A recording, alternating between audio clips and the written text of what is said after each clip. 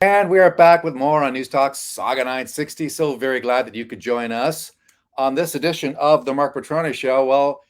We love to have Tom Quiggin on the show. Tom is an unbelievable resource.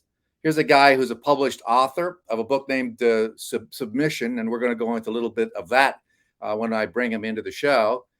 Tom is a former military intelligence officer.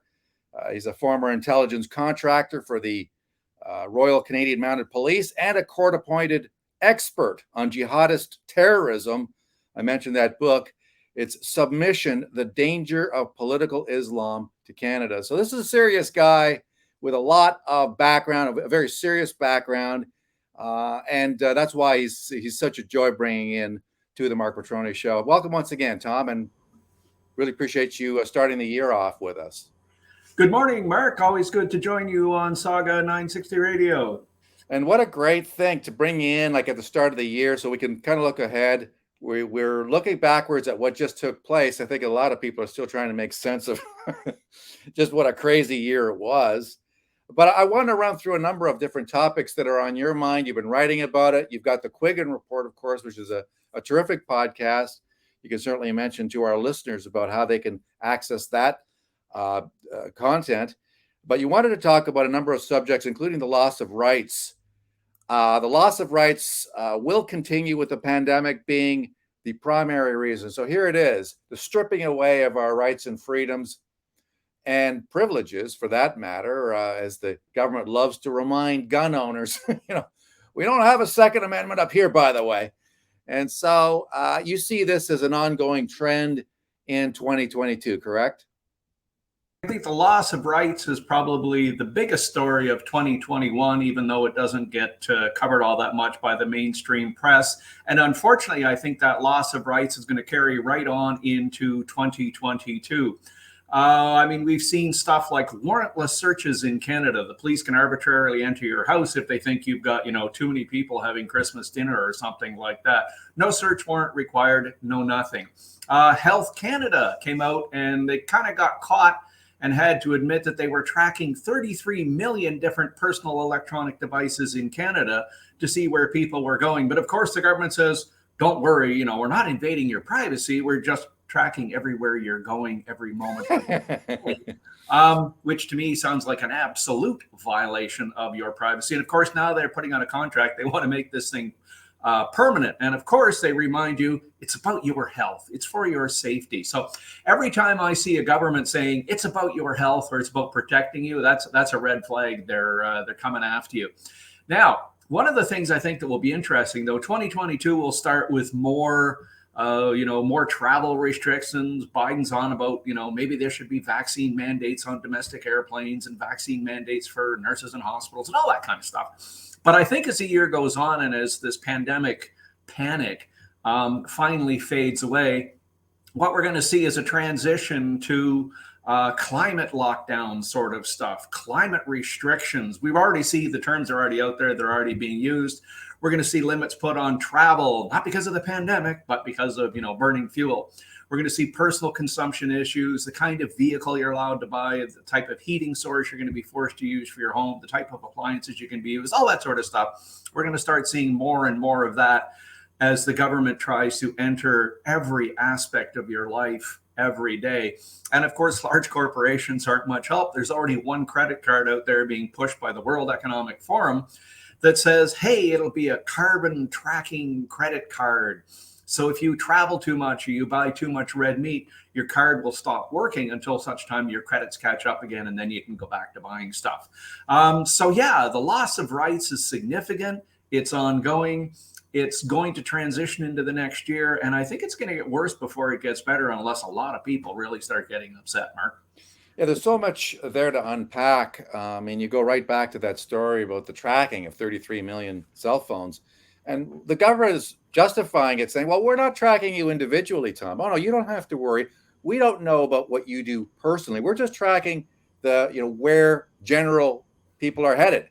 We want to know based on, the current state of lockdowns and so forth. We want to see how people are behaving to make sure they're doing what we want them to do. But we're not personally tracking you. But I get a feeling you're probably not buying this excuse.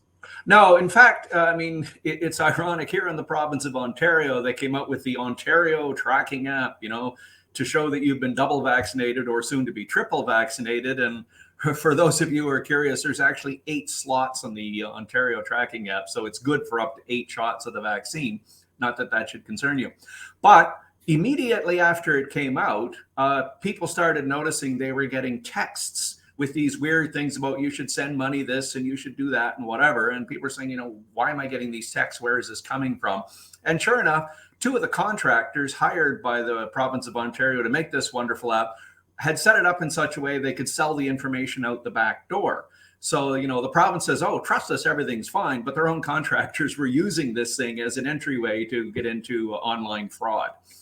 So I think within the world of IT, it's kind of generally understood that amongst the worst for IT security practices are large governments. One would sort of tend to think they'd have the best security and the best whatever, but they don't. I know when I was heavily involved in IT on the defensive side, we noticed that the government of Canada itself, in its thinking, in its ideology, and its practices, was about 2 years behind industry. So, yeah, I'm not buying the idea that, everything is safe and secure. Trust us. We're from the government.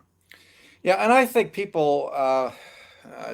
some people are kind of getting used to it, which is even scarier for me, because you have to ask yourself, how much of this stuff are Canadians prepared to accept under the pretext of a pandemic? Others are just going bat crap crazy, like this lady who was charged with assault after punching and spitting on an unmasked passenger during a Delta flight. So some people are going nuts. They've been brainwashed, indoctrinated to this COVID cult to such a degree that they freak out amongst other people. I mean, and I think this level of brainwashing has permeated a good chunk of our population. And you just see them walking around; they're afraid of their own shadow. And so it makes you wonder, though, how much of this stuff is being pushed by the government in order to see how far they can go. I mean, we have Jordan Peterson coming out not long ago. He said, look, this is typical of what tyrants do. They get in your face, right in your personal space. You back off. They move forward. You back up until next thing you know, you backed up 5 miles and you wonder what the heck happened to your freedoms, your rights, to your ability to be a free and functioning person in this great country of ours. When you have this kind of bullying and coercion, whether it's on masks or mandates or lockdowns, on and on and on. There's talk that there's going to be yet another lockdown around the Omicron variant.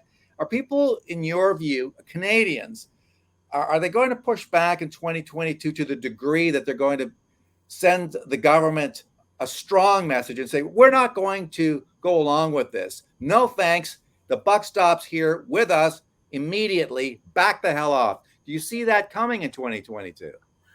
I would like to say I see it coming, but the amount of evidence I see to support that view at this moment is quite limited. There is a mass hysteria out there, if you want to call that. And mass hysteria has happened before in history. We had the Salem witch burnings. We had witch burnings in the United Kingdom. They had the massive dancing craze where people would dance throughout Europe till they literally dropped dead in one of the most bizarre bits of human history. And we're seeing this now. It's people are literally staying in their cars overnight so they can line up to be the first person tomorrow morning to get tested for the Omicron variant, which, if you get it, might give you a really bad cold. And now we see medical systems in Canada and the USA firing nurses, firing doctors, firing lab techs, saying, you're not double vaccinated or, you're not triple vaccinated, so we're going to fire you.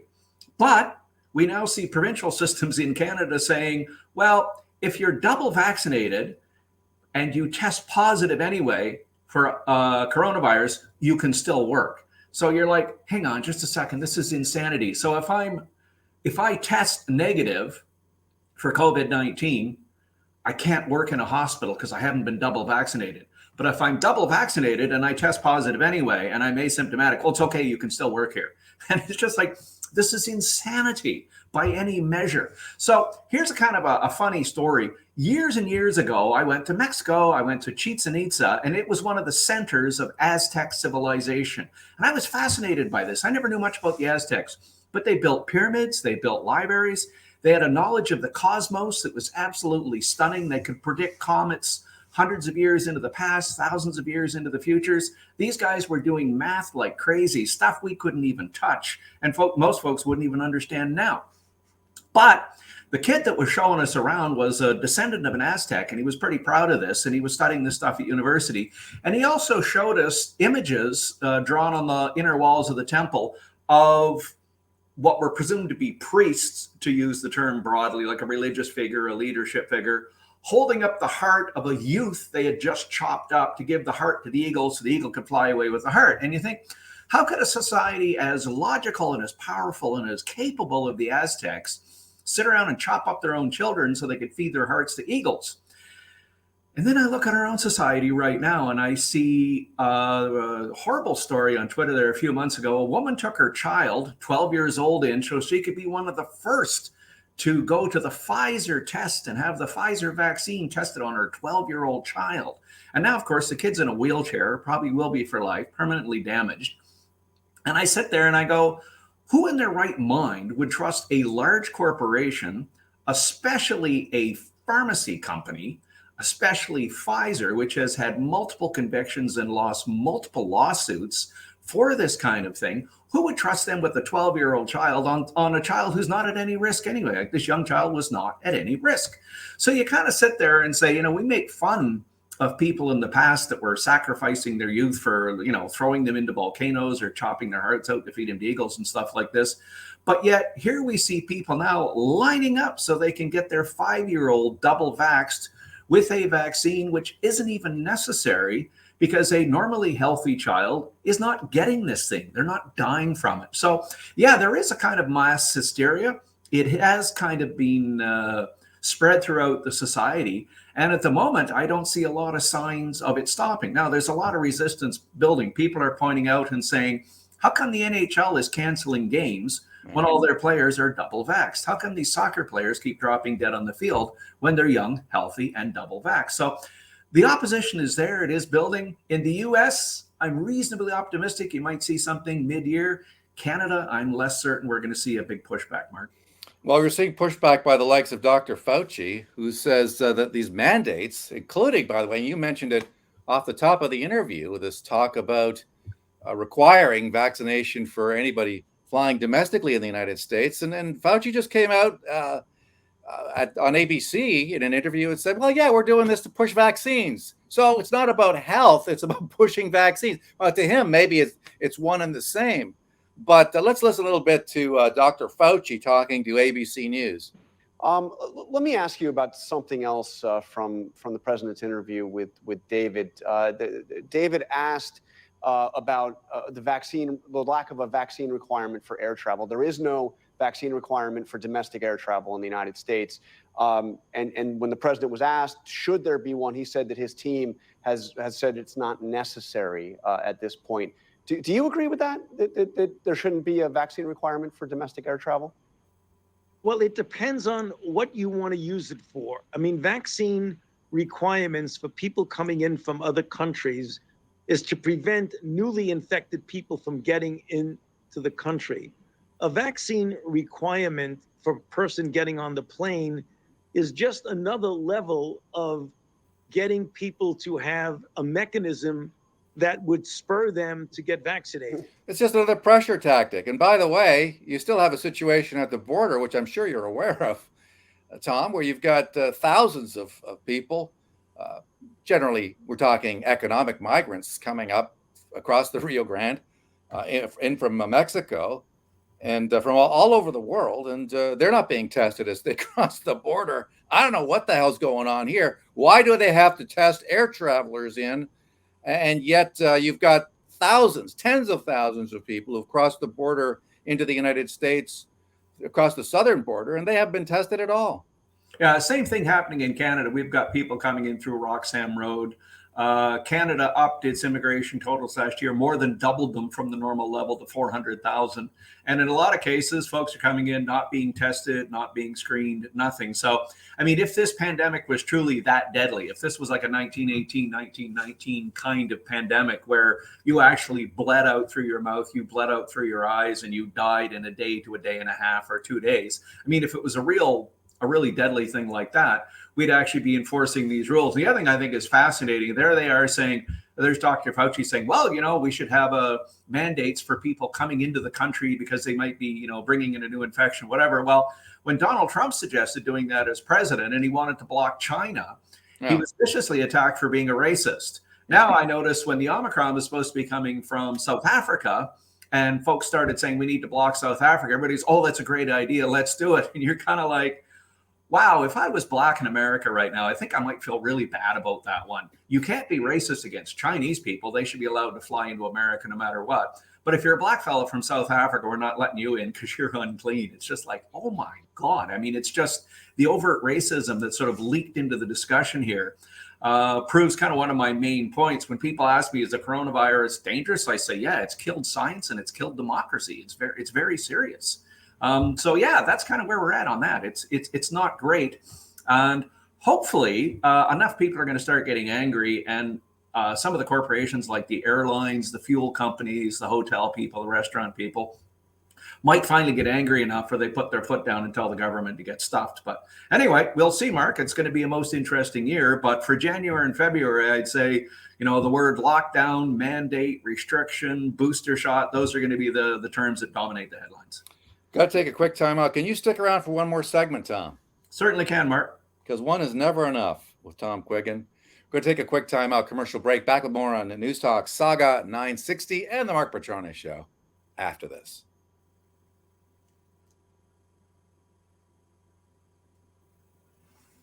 And we're back with more on News Talk Saga 960. So very glad that you could join us to start your year right here on the Mark Petrone Show and Saga 960. Tom Quiggin. Well, we've been starting off really the year talking about the possibility of more lockdowns. This is not what Canadians want to hear. This is not what businesses want to hear.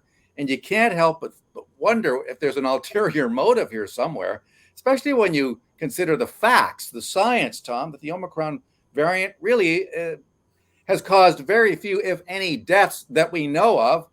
Certainly, if you're already vulnerable, if you have comorbidities, if you're a diabetic, you have heart disease, cancer, then getting something like the Omicron variant, well, that's something that you should really be careful about, because that's just one more thing to compromise your health. But if you're a healthy individual, the chances that you're going to die of this thing are pretty remote. In fact, we only heard really of the one death out of the UK, and then you found out later on that this individual maybe didn't even exist. It was just something that came out of a caller to a phone-in show and said, yeah, somebody died and it was my father-in-law and he was unvaccinated. So it just looked like they were pushing an agenda. Do you see the ongoing attack based on mass hysteria, the need to get babies and the young children vaccinated, even though there's no evidence that the children have anything to really fear from this? So you're talking a little bit about the Aztecs, but you see that the ongoing attacks on children is maybe a trend in 2022, extremely troubling. If you speak with Robert Kennedy Jr. about this sort of thing, he'll tell you that one of the main reasons why Big Pharma is pushing this is because of liability issues, that if you can get approval for children, that somehow, they have liability protection anyway, that somehow they are protected in certain parts of the United States and in the United States. I'm not 100% sure about this, but Kennedy seems to know what he's talking about. Have you heard anything about the fact that that's one of the reasons why they're pushing the vax down there? I think one of the reasons they're pushing it is just sheer money. If you expand it from the 18 and up crowd, and then you expand it to the 5 years old and up crowd, you increase your market by well over 20-25%, depending where you're at and population, demography, things like that. So there's a huge amount of money to be made by going after children. And I think if you can sort of go to parents and say, you're a bad parent if you don't protect your child, but you're a good parent if you do protect your child. That creates a sort of positive atmosphere that they're trying to create sort of a positive feeling that, you need to vaccinate your child to protect your child and all the other children around them. Now, of course, the evidence sort of runs to the contrary. For the 12 to 18-year-old crowd here in Canada, it appears, depending on whose numbers you believe, we've had 5 or 6 children die with COVID. Now, I'm not sure if that means they died from it or they died with it, but at any rate, let's associate it and say it's there, and the number is, let's say, 6. At least a couple of those children were morbidly obese. One of them, the parent put a picture of the child on Twitter. You're just kind of like, whoa, okay, I'm sorry to hear your 12-year-old child died, but your kid is like morbidly obese. Like, the child didn't need a vaccination. The child needed to go for a walk and needed to quit going to McDonald's and maybe needed to suck up some vitamin C and vitamin D. And the parents needed to help them do that. I mean, come on. There's a certain amount of parental responsibility has to be seen here as well. That if your child is morbidly obese and sits there all day, stuffs his face with McDonald's while playing video games, then it's an unfortunate reality. You have to expect bad things to happen. But for your average child who has no significant comorbidities like type 2 diabetes or morbid obesity, that sort of thing, or if your child does have something, an immunocompromised system due to cancer treatment, okay, then you've got to worry. There you've got a problem. And that's where the vaccine should be reserved for children, is those who are immunocompromised for whatever disease. But mass vaccination of children at this point just seems almost bizarre, in the sense that I don't really see it as being necessary. Let's talk economics a little bit, Tom, as a possible trend in 2022. If you believe the good folks at Yahoo Finance, inflation is going to slow in 2022, but still above targets of the Fed. That's the Federal Reserve. These are the same people who told us that inflation was never going to be an issue, though. I mean, honestly, didn't these people say it was benign? It was only because we had to print a whole lot of money during the pandemic, but things were under control. And then we find out, well, maybe it's out of control here. I mean, once that inflation demon is out of the box, it's extremely hard to put it back in, isn't it? Yeah, unfortunately, we live in a society where a lot of people's memories go back as far as, I don't know, yesterday. But if you go back and look when inflation first came out, it was, oh, don't worry about it. It's just the pandemic. It's just a thing. And then it was, well, don't worry about it. It's transitory. It's transitory inflation. And then we had people like the New York Times putting out a thing trying to explain why inflation was really good for you, which is absolutely insane. It's crushingly bad for the middle class and the lower class. And then we have other people coming out explaining, why inflation is natural and why we should just accept it. It's absolutely terrible. But I mean, at the end of the day, official reporting in the US says inflation's running around 6.8%. Here in Canada, the official number is 4.7%, which is the highest it's been in, I think, about 18 years.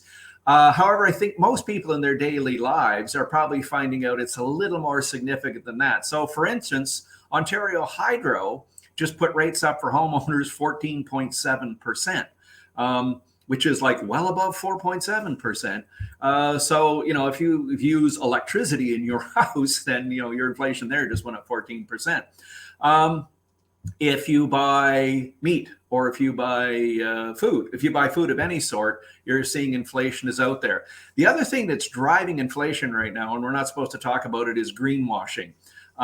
We see all these people saying, we need to get rid of nuclear reactors. We need to get rid of coal-fired electric plants. We need to get rid of natural gas plants, which to me is just insane because they're quite clean. But anyway, we need to get rid of all of that. And we need to go to solar panels and windmills and all this sort of stuff. Well, for Europe and North America, coal burning went up 9% in 2021. Why?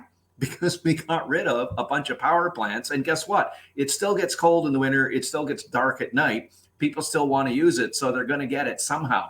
And the end result of this is your electric bill is going to go up. Your natural gas bill is going up. Trudeau is putting more carbon tax on, so that's going to put the bill up again anyway.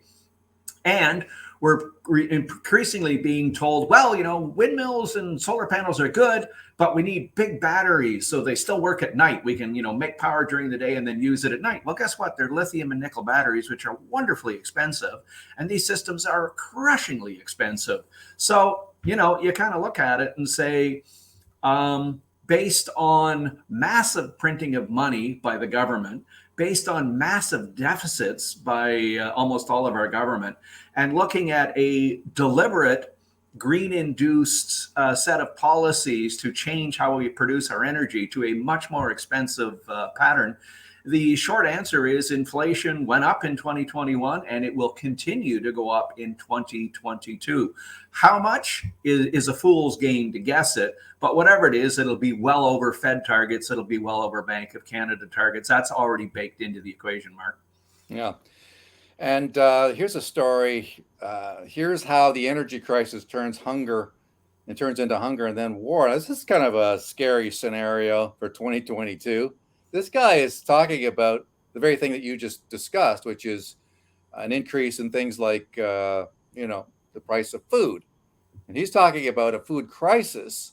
And he's talking about the energy crisis, which you also brought up with people getting rid of these power plants in favor of wind and solar renewables that don't always work, that are very unreliable. Well, guess what? There's a fertilizer crisis coming up, Tom. I don't know how much of this you've heard this, but I think I'll run it past you if you're here, because it's a fascinating thing. We need fertilizer. People don't think about this as being a serious issue, but guess what? When you lose energy, you lose your capacity to get fertilizer. Natural gas is the critical input into making fertilizer. And if you're getting rid of power plants and so forth, if you're undermining your capacity to have natural gas, you're hurting your capacity to grow food. Not a good thing. Yeah, there's a bit of a crazy thing here.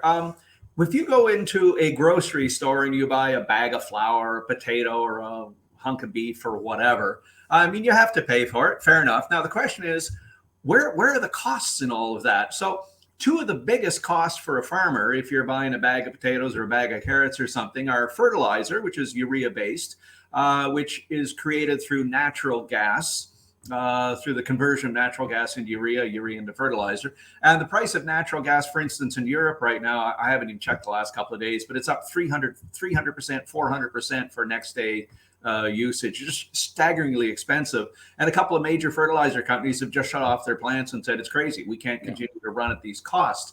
The other thing that's really expensive for farmers and for you, the consumer, is diesel. Something has to power that tractor. Something has to power the combine. The wheat that goes to the wheat collection center, where it's then put on a train car, which then sent to the flour mill, is towed by a diesel engine. And then it is a diesel truck that drags the food to your local grocery store so you can get in your gasoline powered car or your electric car and go get it. So if fertilizer goes up and diesel goes up, guaranteed the cost of food will go up. Now, don't take my word for it. Look at the Food and Agricultural Organization. They do one thing that's really interesting. They keep a global index of major food groupings and the cost. So they look at dairy, they look at grain, they look at vegetables, they look at meat prices, they look at sugars. They lump them in together in large groups and then track the price month over month. So according to the Food and Agricultural Organization, for all figures for November here, so they're a month out of date, but price year over year for dairy products up 23%. Meat prices up 17%. Sugars up 40%. Absolutely staggering. Now, truth be told, you should be eating less sugar. But the way our foods are processed and manufactured now, sugars drive everything. Cereal, Pop-Tarts, any kind of processed food you're eating has a bunch of sugar added to it. So whether you should be eating it or not, doesn't matter. It's going to cost more money. And even if you went to a straight vegetable and meat diet and didn't eat processed food, you're still looking at 20, 30% increases. Now, those are global prices averaged out over the globe. So it may not reflect, your local grocery store, depending where you are. But bottom line is, fertilizer is already massively expensive. The oil industry is coming under a lot of stress. People say, oh, don't invest in oil. Don't let oil drill. Shut down pipelines. All that stuff is guaranteed to drive up the cost of diesel. And if diesel goes up, food goes up. Bottom line. Fertilizer goes up, food goes up. Another bottom line. So food prices next year going up one way or the other. And by the way, one of the biggest producers of energy, natural gas, is Russia. And of course, now there's serious tensions in Ukraine, as you well know, as Russia now coming out and saying, by the way, the U.S. is lowering the threshold for the use of nuclear weapons. It just seems, unfortunately, that the U.S. and yeah, you could certainly. I mean, Putin is no, angel. He's no Boy Scout, but it just seems like the Americans seem to be pushing for a war. I mean, is this maybe a way of distracting the world and Americans from the incredible corruption in that country? I don't know. Maybe every time you run into serious economic headwinds, seems like governments, particularly tyrannical ones, want to start a war in order to take people's minds off of that. But I do want to raise one point here with the time we've got left, Tom, and that's a sense of optimism. After all this, it seems almost funny to say that it's not all doom and gloom, that you see some reason for optimism. The urge to save, here's a thought. The urge to save humanity is almost always fake. The desire of those making the claim is the urge to rule society in a dictatorial manner. That's incredibly true. But you also may make this point: recession and sovereign debt crises are possible for the next year or two. Government will have to decide to go back to small government and lower budgets, which I guess from our vantage point is a good thing. I just don't trust these people at all. At this point, why would anybody, Canadians or Americans or anybody else, trust government right now after the lies we've been fed for at least 2 to 3 years during this pandemic, Tom? Yeah, it's a tough question, Mark. I mean, a basic statement could be made is big government equals expensive government equals bad government. So you've got less money, you've got less freedom, but your government has more power. Small government equals cheaper government equals more freedom. So what we're looking at the moment is we have a bubble of everything right now. Stock market prices are in a bubble, and a whole bunch of very senior financial people are saying, look, it's great, keep investing, but be advised, it's a bubble.